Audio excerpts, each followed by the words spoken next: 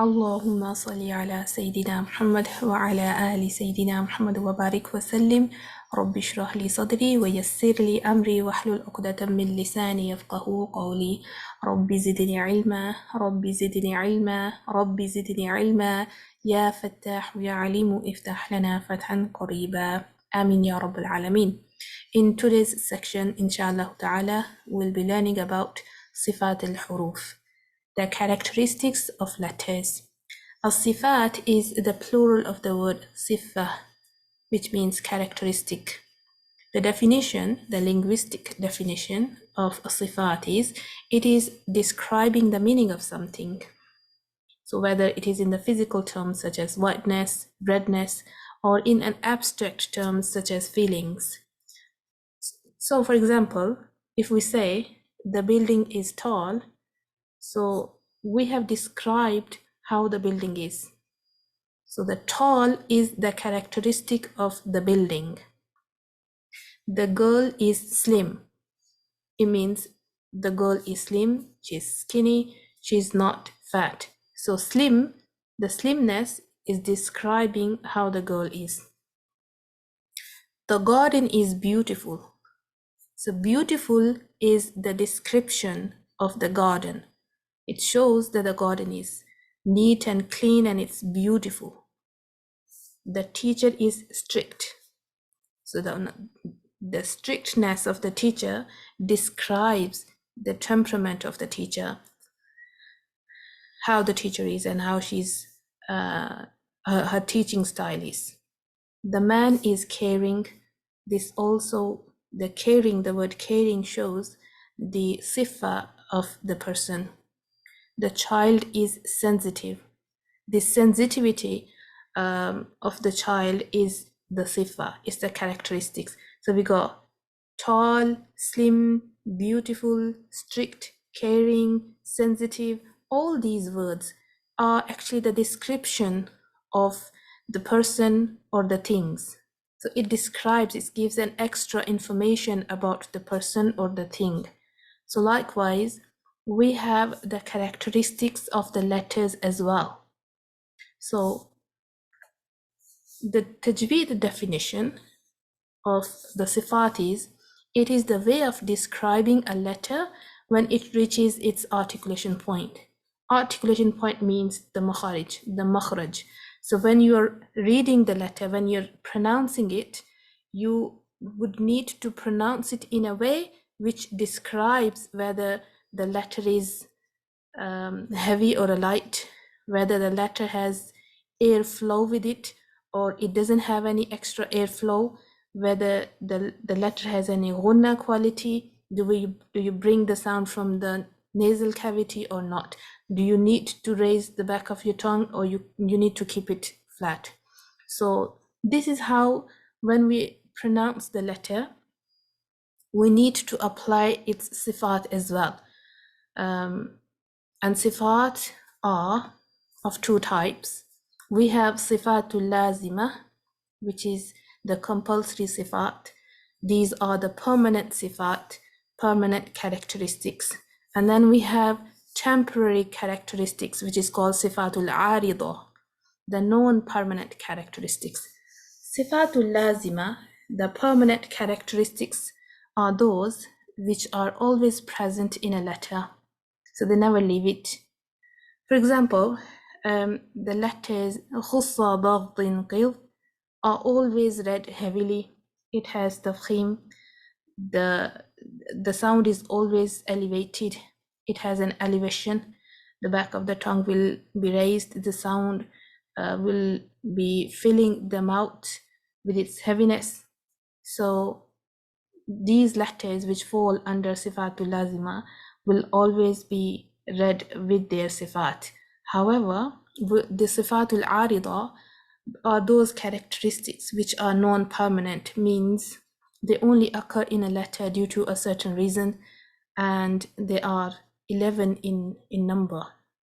For example, the letter Ra, we cannot say this is one of the letters of Khusa Daqtin Qid and this will be read heavily, because we know the letter Ra can be read heavily and it can be read with light sound.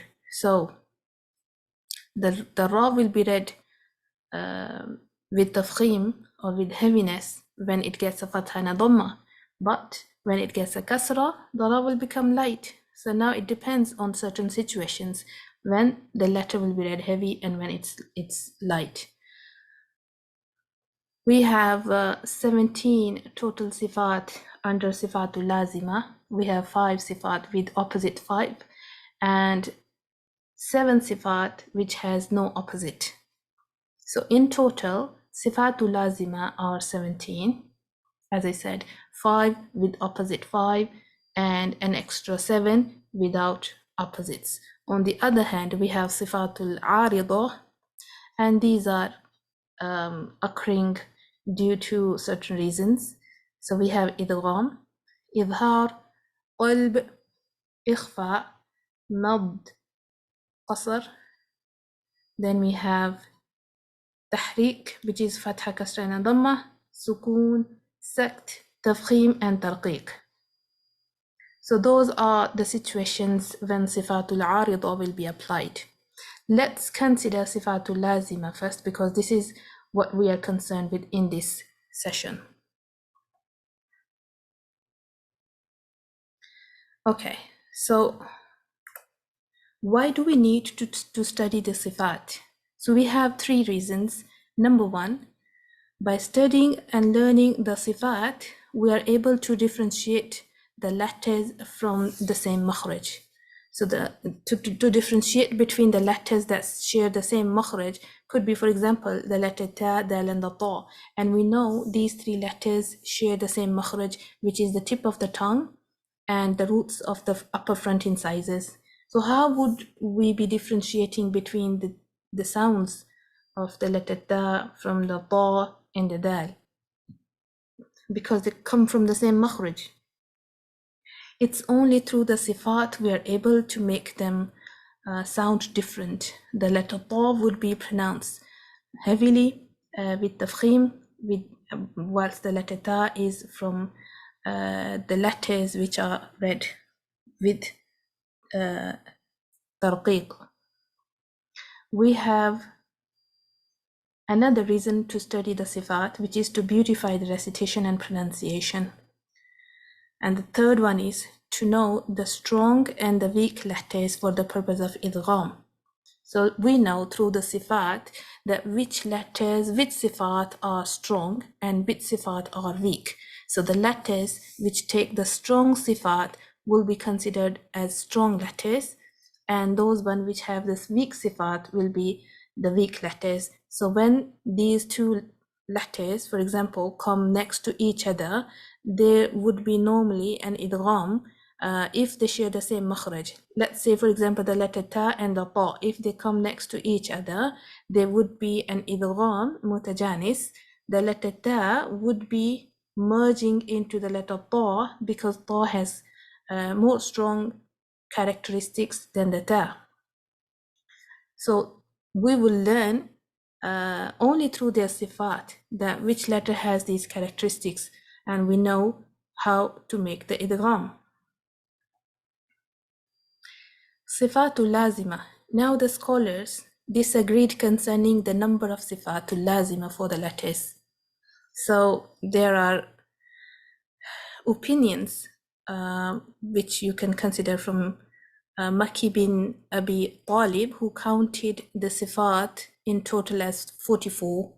We have another opinion from Imam Ibn al-Jazari, who counted the sifat in total as 34 in his book At-Tamheed. This is his opinion in this book. Ibn Bari made them into 14 sifats.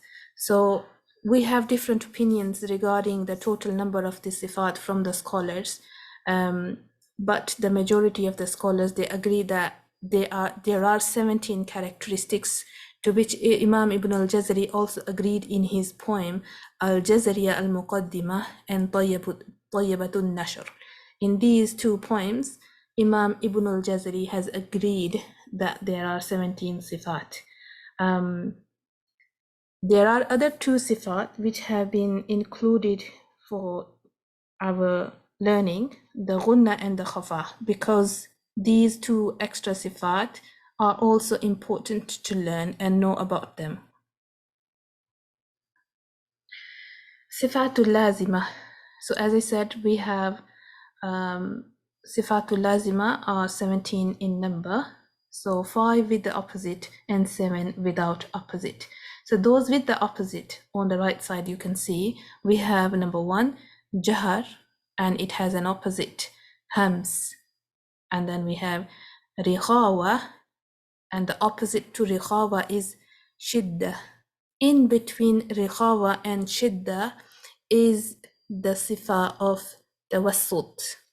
So Tawassut doesn't have any opposite sifa. It's in between Shidda and Rikhawa. Then we have Istifal. Opposite to that is Isti'ala. Infitah, and opposite to that is Itbaq. Then we have Ismat. Opposite to that is Idlaq. So in total we have these 10 sifat with opposites. If you want to learn these sifat easily, I would recommend you to try to learn them with their pair. Jahr, hams, Rikhawa, Shidda, and in between tawassut. Istifal, isti'la, infitah, itbaq, ismat, and idlaq. Try learning the meaning of these words. Once you know the meaning of the word hams and jahr, you would be able to know what sifat and what letters fall under these sifat, inshallah ta'ala. On the other side, we have the sifat without opposites, which is number 1, lean, then الصفير, التفشي, استطالة, انحراف, التكرير or التكرار, القلقلة, الخفاء, and الغنى.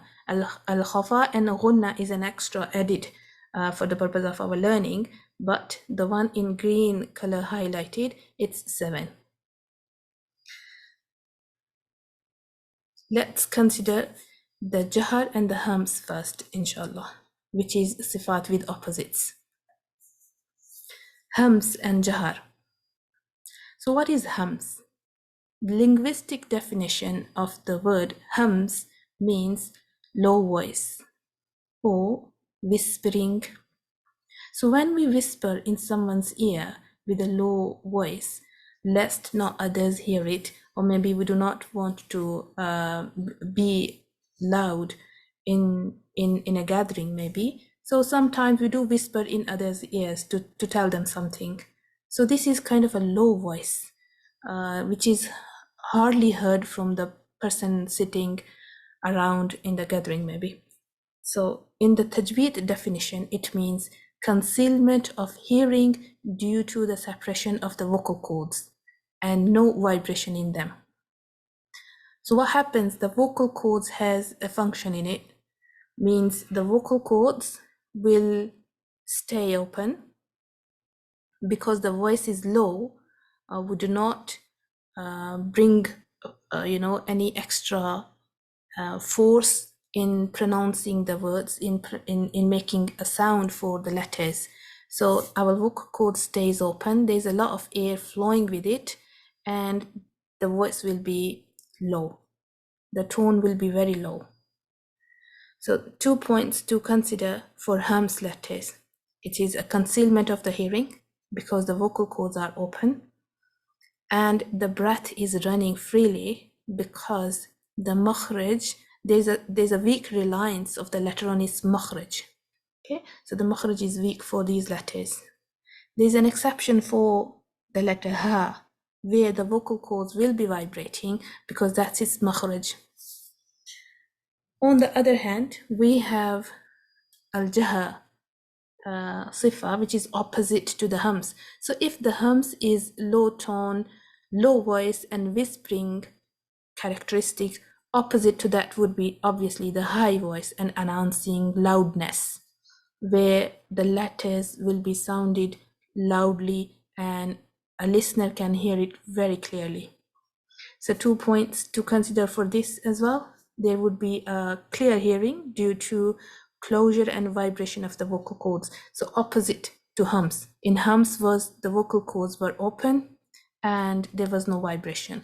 But here the vocal cords are either closed or there is a vibration in them and the breath is not running freely. So when your vocal cords are vocal folds or the vocal cords are closed or vibrating, it will restrict the running, the free flow of the breath in them, through them. The breath is not running freely because the vocal cords are closed or there's a vibration in them.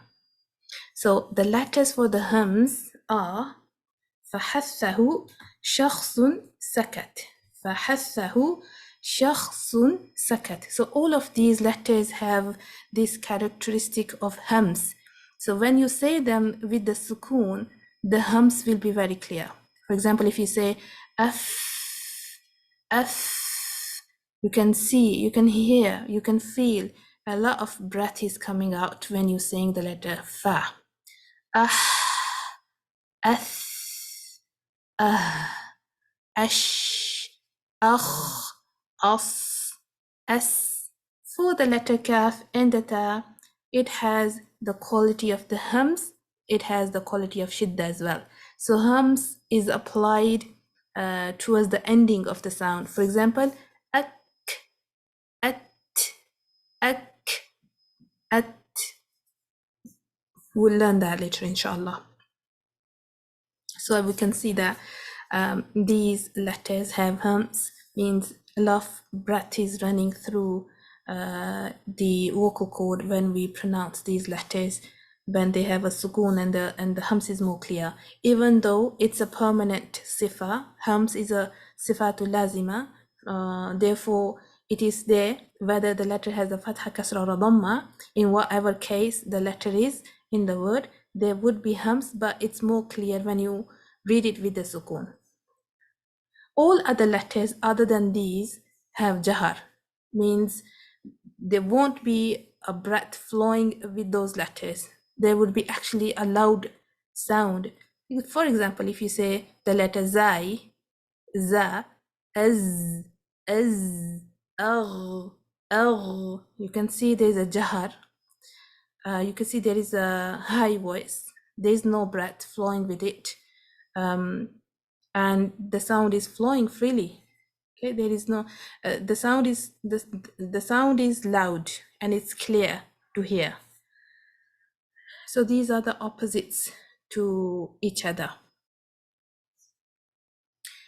Inshallah, in the next lesson we'll be learning the next sifa, inshallah, with the opposite. For today, inshallah, I'll stop here. سبحانك اللهم وبحمدك نشهد أن لا إله إلا أنت نستغفرك ونتوب إليك. السلام عليكم ورحمة الله وبركاته.